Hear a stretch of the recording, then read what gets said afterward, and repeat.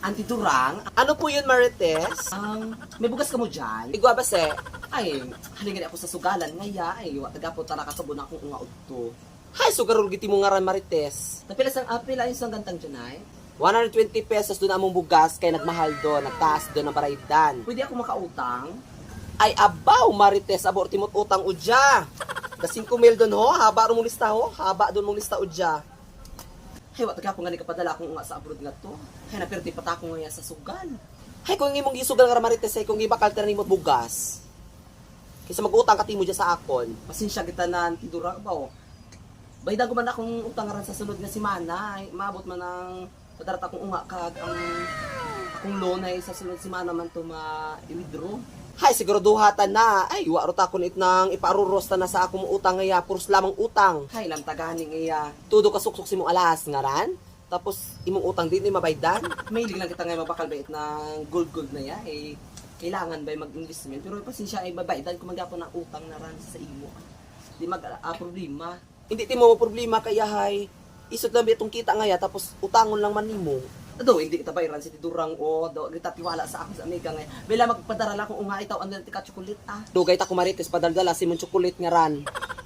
Utang ta na udya ay. Sige pa utang ha, anay ko it ng isang gantang lang. Ay, mauli ako estudyante, wow. Watatat pagkaon to pag-abot sa banlay. Hay sala ko.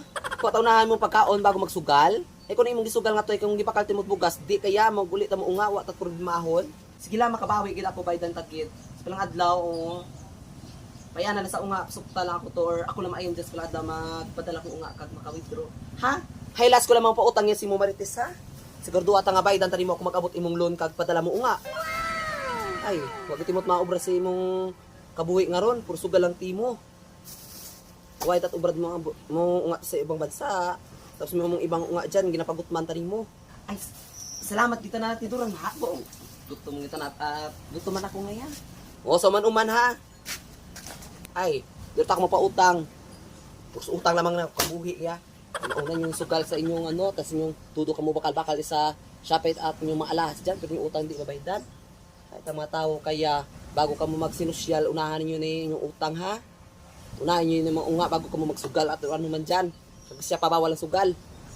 At bago ka magsusyal, gid man tatuod, tudo ta na abroad yung unga sa ibang bansa, tapos ka mo di, puro sugal yung nimo. Huwag rin yung isipa ang sitwasyon yung unga sa ibang bansa. Ay, umamba lang, salamat sa panood. Kung relate ka, paki-share.